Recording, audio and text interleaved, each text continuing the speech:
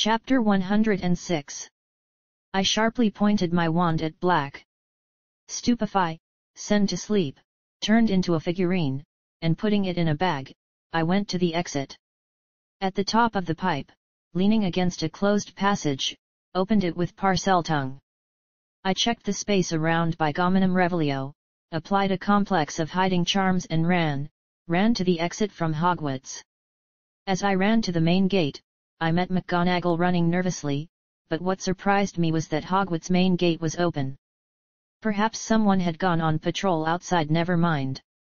Running out of the castle, I ran to the Whomping Willow.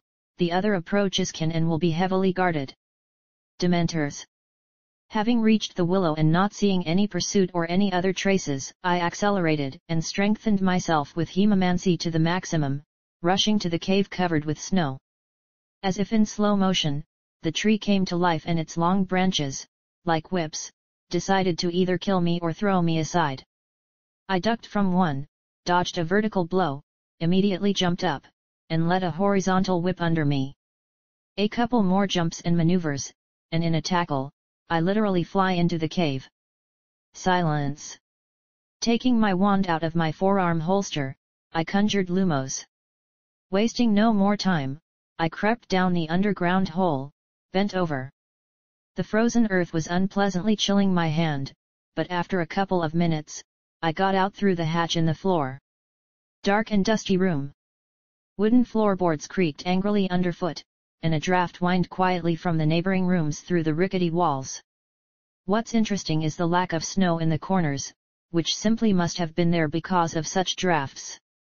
Having conjured Lumos Multima, several balls flew from the tip of the wand, softly illuminating the room and scattering around the corners, making the light uniform and filling the entire space.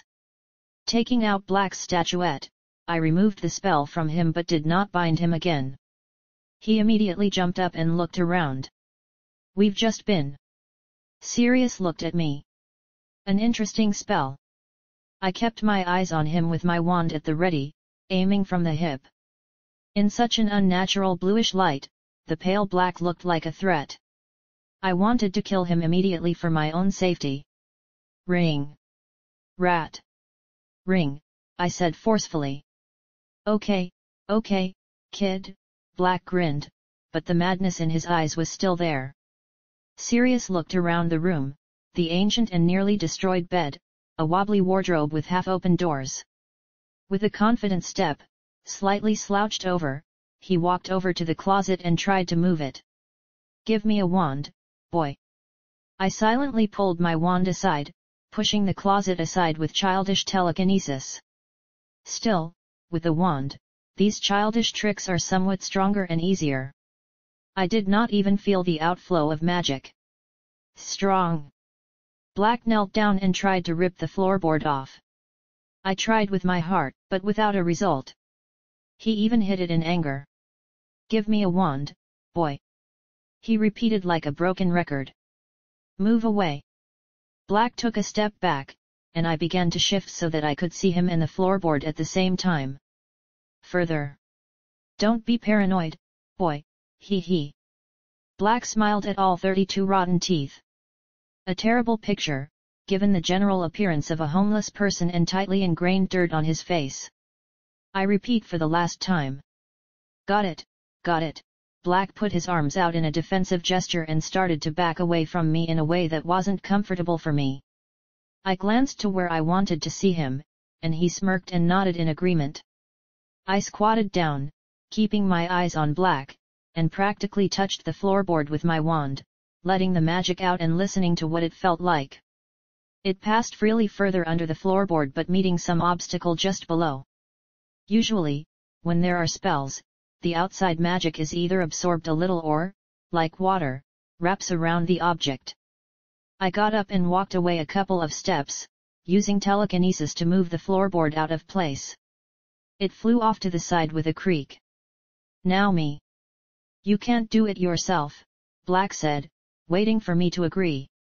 I nodded, and Sirius slowly walked over to the open stash, crouched down, bit his finger, and smeared something under the floor with it. A couple of seconds, and just as slowly, Sirius pulled out a small box, placing it next to him on the floor. So that I could see, he opened it, and among a couple of papers in a seemingly full bag, he took out a ring with a black stone. First, the rat. I still own it, and you can't take it from a corpse. Only voluntarily. Or a duel, but you won't give me a wand, Boy Black grinned. Answer a couple of questions. I know that you threw it away, and I was ready to bargain even for information about where exactly. Why is it here? Threw it away? No, I could not. You have to try hard to get rid of it. James and I, Black almost slipped from reality into memories. We were looking for a way. And this hut? Hogwarts. Memory of the best and dangerous pranks. Chapter 107. I didn't say any more, just took the statuette of Peter out of my bag with my free hand and threw it on the floor. Black watched this action as if spellbound. As if waiting for the statuette to magically transform into Pettigrew as soon as it hits the floor. But this did not happen, and with a resounding thud, it rolled half a meter and froze. Be so kind, boy. Black grinned, still looking at the statuette, and even bent a little as if for a jerk. Give him a more lively appearance. Finita incantatem, I lazily cast a spell at the statuette, and it almost instantly turned into Pettigrew. Black was about to rush to the attack, but as if he stumbled and crashed into an invisible wall, staring in amazement at the howling ugly fat man, whose arms and legs dangled on the pitiful clumps of flesh but did not bleed. SSSS. Pettigrew howled, and when through the newly poured tears he saw Black, he screamed heartrendingly, trying to crawl away on the stumps. Black looked at me, somewhat shocked. He resisted detention, I shrugged. He even threw Avada. I had to calm down his enthusiasm a little. Serious? Screamed Pettigrew hysterically. Serious, friend? You? No. Remember how we were friends? Sirius's gaze finally lost its meaningfulness, and he wanted to throw himself at Pettigrew and tear him with his bare hands. In the next moment, several events happened at once. I'm using telekinesis, pulled the ring out of Black's hands, and put it in my left pants pocket. The door to the room swung open, and Lupin appeared in the doorway with a wand at the ready, with Potter and the Weasley looming behind him. I fell into complete shock from this situation, but I was still out of sight of these guys. I immediately went to the wall, casting a disguise spell on myself. Reducto! Shouted Lupin, and Black was slightly thrown away by a deliberately weakened spell, simultaneously destroying a decent piece of clothing in the place of impact to ash.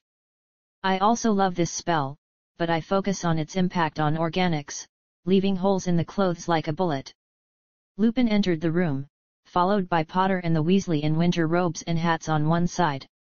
Pettigrew froze and fell silent in surprise, and Potter was about to rush to the knocked-down Sirius with his fists, but Ron and Lupin stopped him with his free hand. Remus! Cried Pettigrew. I'm so glad to see you, old friend. Help me quickly, Black wants to kill me. The kids were about to help Pettigrew, but Lupin stopped them and walked in a circle towards Black, aiming at the crippled Pettigrew and Black with a wand in turn. Only now did Ron and Harry see the condition of the fat man. Potter turned pale, and Ron doubled over in a spasm, covering his mouth with his hand. Is it really that bad? I looked at Pettigrew. Well, the bones are sticking out, and the flesh is torn apart, the general appearance is nasty, and a stain of some kind is spreading under it. Lupin walked over to Black, who rolled onto his back with a sigh and a wheeze. Why did you do this to him? Lupin's voice was heavy, and why? Why did he hide until now? Unless it was not you. And you didn't have time to tell me. Black simply nodded. Peter fussed again, but with such limbs, all his manipulations were useless. Lupin extended a helping hand to Black and raised him. Both began to smile, laugh, and when Lupin lifted Black to his feet, hugged with a wailing old friend. Potter and Ron stared at them in shock. You are with him at one. Harry flared up, pointing an accusing finger at Lupin. You have a fucking wand in your hands. Conjure something on them, and then figure it out. Harry. Black muttered. You look so much like James. Don't you dare say his name. Potter yelled harder than ever, and I wanted to cover my eyes from the drama. They trusted you. And you betrayed them. What new? No. The keeper of the secret was not me. James suggested this traitor. Black broke into a scream, pointing his hand at Pettigrew, who was crawling somewhere again. Come on, Peter, tell us how it was. You don't understand. Pettigrew sobbed. The Dark Lord. He is fearful. He knows how to persuade. I had no choice. Sirius tried to dash towards Pettigrew again, but Lupin stopped him. Stop, Sirius. We need to turn him over to the Ministry. Wait with your revenge. Wait. Black stared at Lupin in disbelief. Wait, I've been waiting for 12 years. In Azkaban. Pettigrew howled harder than before. At that moment, Professor Snape, in his black robe, rushed into the room through the open door, pointing his wand at Black and Lupin. What an amazing Christmas present you have decided to give to all of England, Professor Lupin. Severus, listen. I don't want to know anything, Snape snapped, glancing at Pettigrew and the rest of the company. Whatever happens here and whatever skeletons from your closets you put on display, Black remains a criminal who should be given to the Dementors on the spot. Potter. Weasley. Get away from them. To the exit. Potter and Weasley walked neatly to the wall. Weasley was shocked by everything that was happening, and Potter was deciding something for himself. I quietly cursed everyone, why can't they sit in the castle? I still need Sirius' consent to hand over the ring or duel. Well, or his death, but for some reason, I do not consider this option. In general, events are beginning to take a bad turn, and now, what is surprising, everything is too like clockwork. Well, that is, seriously, a secret stash in the Shrieking Shack with the ring of the head of the house. This is it. I can definitely feel the magic, like in the house on Grimmauld, but the explanation is too sentimental. Too illogical. Too everything, damn it, in this world is too. Chapter 108. Stupefy! Shouted Potter, and Snape's figure flew off in a dark clot into the big old canopy bed, shattering it and collapsing the whole structure inward. Wow! Exhaled Ron. You're my hero. That was unexpected, Harry, smiled Lupin, and Sirius burst into barking laughter. I want to know the whole story. All right, Black nodded. It's very simple. Your parents, Harry, needed to hide. The headmaster suggested the Fidelius spell, with me as the secret keeper. No one can enter the place guarded by Fidelius unless the secret keeper guides or gives out the place. For others, the place simply does not exist. Lily and James only made him secret keeper because I suggested it. I thought it was the perfect plan.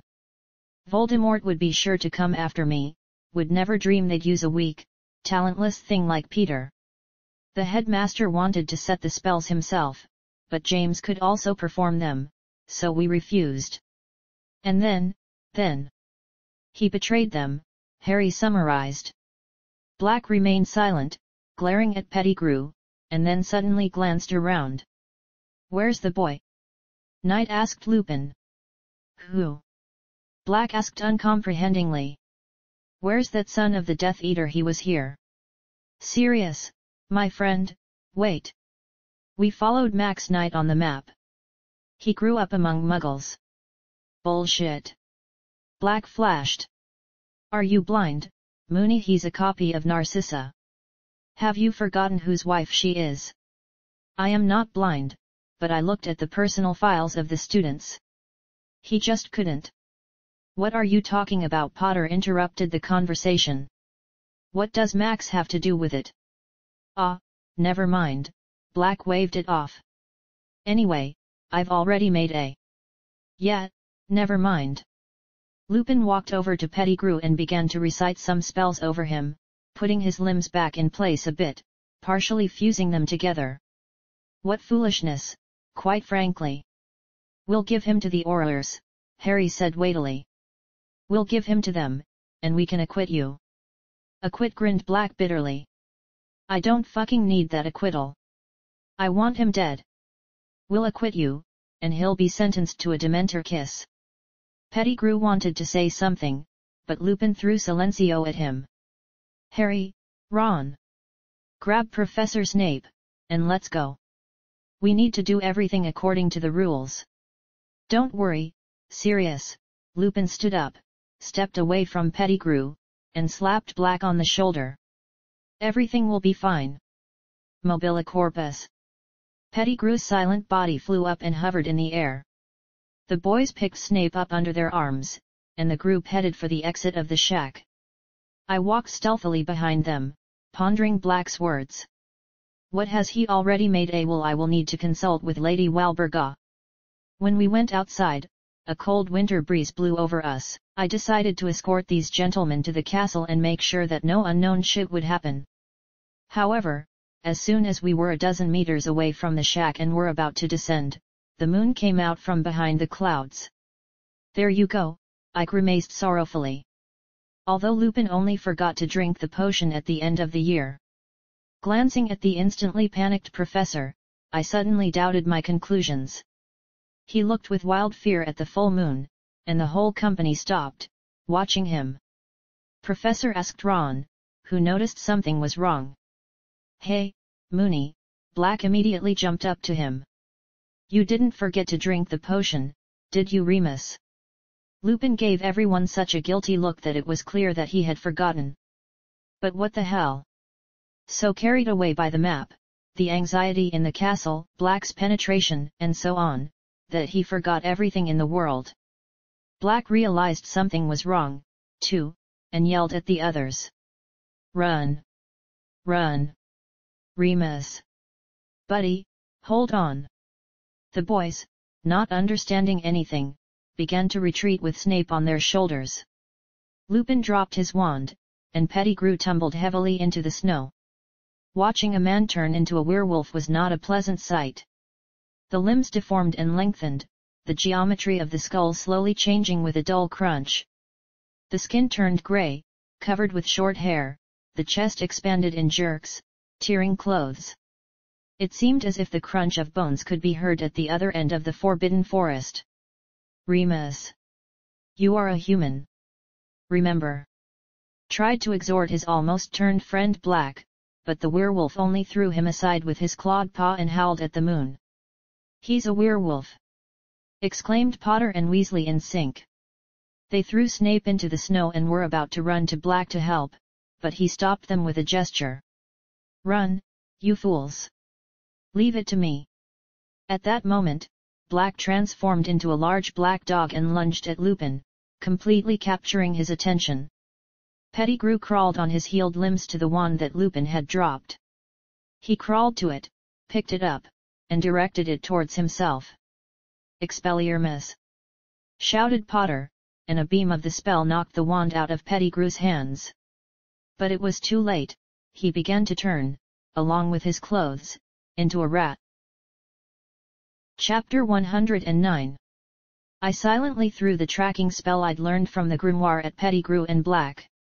After waiting for the fighting Lupin and Black to roll down the hill, I made sure the guys grabbed Snape by the arms again and dragged him to the castle. Strengthening myself with hemomancy and focusing on the tracking spell, I dashed after Pettigrew. Extreme descent from the hill, undergrowth, the forbidden forest, mystical darkness, and rare rays of the bright light of the moon barely illuminated my path through the white snow. Dementors felt close by, but it didn't stop Pettigrew, and in rat form, he ran tirelessly, but I was faster. With the help of telekinesis through the wand, I grabbed the rat and immediately threw a spell at him that turns the animagus back into a human. Pettigrew's heavy body collapsed onto the snow, and he rolled onto his back. Max! Without listening to him, I used the same telekinesis to tear the sleeves of his healed arms off his clothes, exposing the dark mark on his left arm. Cumularis. A translucent spiral ball flew into Pettigrew's chest, tearing almost the entire body and scattering him in a similar spiral, with guts, blood, splashes. Suddenly there was a stench from guts and shit. Damn, this is some kind of raise nan. I hadn't seen the result of that spell back at the Nocturne Alley, but I knew it. The worst thing in this whole story is that I didn't feel anything. Ever since those times, when I read and then watched the tale of Potter in a past life, I always thought that Pettigrew should be killed. However, Black may need proof, so I went to a large piece of flesh, a surviving head on the neck, and a couple of centimeters of shoulders. A short, sharp wave of the wand. Secco. Now I need to make sure Black doesn't die, I need his consent to hand over the ring. Probably. I suppose so. It is a pity that I did not elaborate on this point. I sped up with the hemomancy again and ran to the second marker, which was twitching suspiciously in the mental connection. As I accelerated to maximum speed, I felt more and more uneasy.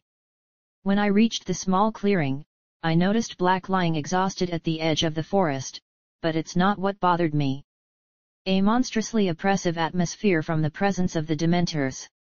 As I looked up to the sky, I was stunned and amazed. Countless Dementors flew in the sky, and they all descended lower and lower. Some of them dived at Black and, like some kind of vacuum cleaner, pulled a translucent substance from him like air. Holy shit! I whispered, cursing quietly to myself. How do I even manage to get into this shit? The aura of the Dementors pressed mercilessly, and a dozen of them decided to suck the soul of not only Black but also mine. Unacceptable. I concentrated on simulating the happiest emotions with all my might, completely disconnected from the negativity of the harmful aura. Along the way, I began to forcibly shake my magic to the maximum that I could hold without ejection. I raised my wand to the sky. An ordinary patroness will not work here, but the patroness pulse, which only requires much more energy and other visualization, with the forced retention of witchcraft at the point. Expecto patronum. I myself was blinded by the rapidly flaring blue light at the tip of the wand. I felt like a sea of magic was concentrated at one point, which I forcibly direct into the wand, passing it through the prism of happiness. Flash, a shock wave spreads to the sides of a bright blue dome, tearing and banishing Dementors. Accumulation and, another flash. Behind it, there is another and another.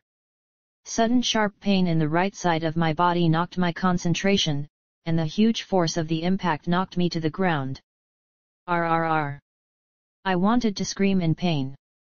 I accelerated and threw a couple of reducto at someone large, but almost uselessly, immediately creating a bunch of bloody blades out of the ground, air, around me, out of my hands on the bare desire to get rid of the unknown enemy. The heaviness was gone, the creations from the blood disappeared, but the pain in the side, shoulder, arm, leg. Blood pulsed in my ears, and a distant, plaintive howl could be heard, a familiar howl. The acceleration from the hemomancy brought me out of pain shock, and back to reality after a deep concentration on positive emotions for patroness. There are no more Dementors around. I got up and examined the wound sites. Half of the right side was bleeding, and through the remnants of torn clothes, I can see the torn flesh, a broken rib, and another just bare. Passive hemomancy stopped the bleeding. It didn't look very good, like a mark from large jaws. The right hand suffered less, only a bite. The right leg is torn by claws. Nearby in the snow are traces of blood and large paws, like a werewolf. There is no panic. There is only cold rage at myself and everyone around, but I calmed it down too. Thanks to the occlumency, the problems must be solved and not get furious. Chapter 110. Wolf near a Sainenter, I began to point my wand on the wounds, even though I stopped the bleeding with hemomancy. However, if I lose consciousness, then along with it and control over the ability, and I will bleed out. Spell returns blood to the body and closes wounds even from dark magic. Closes but does not heal. There are traces of someone else's blood in the snow, mine has returned. Throwing the bag into the snow, I opened it and began to look for all sorts of flasks. I have many empty ones. From butchering, the basilisk remained. Taking out one of them, with the help of telekinesis through a wand, I threw in it some snow, soaked in someone else's blood. I'll find and kill this bastard. Unfortunately, I cannot do this right now. Limping, I got to Black, which was gradually coming to his senses. I took Pettigrew's head out of the bag hanging over my left shoulder and threw it in front of Sirius, which was looking at it with a misty gaze. Why do I have to do everything myself? My voice turned out to be a little hoarse and the words abrupt. It hurts to breathe. From you, Black, permission to pass the ring. Taking a ring out of my pocket, I showed it to him. Arg! Damn Death Eater's son! Black wheezed, rolling over onto his back. I abdicate, take it and get out. The clear feeling of the ring's magic in my hand changed slightly, and I realized one simple thing, it's mine now. There was an equally clear understanding of which finger to put it on, the ring finger of my left hand. I immediately put on the ring. Nothing much happened. Only the ring was slightly reduced to fit the size of the finger. The voices of people began to come to my ears. Don't die, Black. I took Pettigrew's wand out of my bag and tossed it in front of Black. Without saying goodbye, I cast a concealing charm on myself and ran to the castle under the intensification of hemomancy, trying to keep my distance from my pursuers by ear. With each passing minute, it became harder to move, and the growing pain became unbearable. The castle gates remained as open as before, and I easily made my way back through, hurrying toward the Chamber of Secrets. Only when I got into the same room with a floor of bones, I gave vent to my feelings, hitting the wall with magic and blood with my right hand. Crackling walls, blood tapes, stone crumbs, and a cloud of dust. Damn it! Control yourself. Without emotions. Without emotions, just mind. Having once again examined the wounds left by the werewolf's jaws, I began to literally pour over myself various charms for disinfection and healing, not from lycanthropy, from banal mud. Infection with lycanthropy is inevitable, and treatment will only mitigate the consequences. I will get sick once a month. I will become such a magical and physical invalid. However, the absence of treatment will not do this, and as for the very fact of turning into a wolf, I have a month. A month to resolve this issue.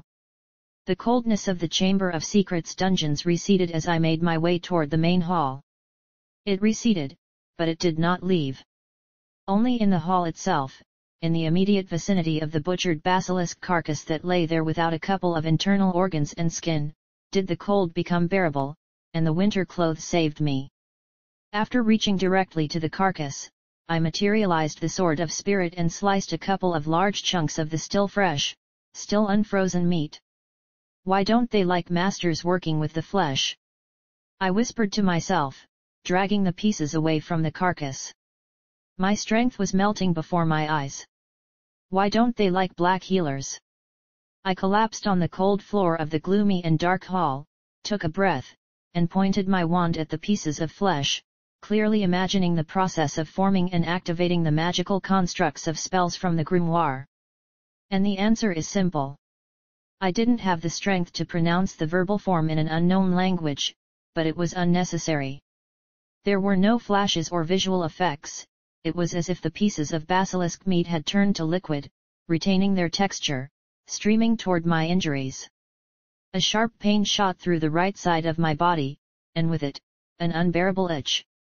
Just a few seconds and the pieces were gone, the spells had completely disintegrated them into tissue regeneration materials. The pain receded along with the itching, and I just sprawled out on the stone floor. Water murmured in the distance, making my brain uncomfortable. It shouldn't be flowing at this temperature. But that wasn't what was bothering me right now. There was no point in examining the body, the scars would remain. At least until I find a way. Right now, I need to work on the issue of my own healing. The hand with the ring went up in front of my face. It was quite simple, white gold with a couple of monograms and a flat black stone engraved with a skull. There was a distinct sense of magic from the ring, becoming more mine by the second, if I may say so. So far, there didn't seem to be any need for any additional rituals or anything like that. How many troubles from one ring and one idiot? Okay, 2 idiots, I'm no better myself. What do I know about werewolves and lycanthropy? Almost nothing, so far. I have not come across literature on this topic. And that means I need to search. So, in the morning to the library, I'm too exhausted right now anyway. That is all for today. Thank you for watching. If you've enjoyed this journey, make sure to subscribe and ring that notification bell. If you have any suggestions or feedback for me, please drop a comment down below.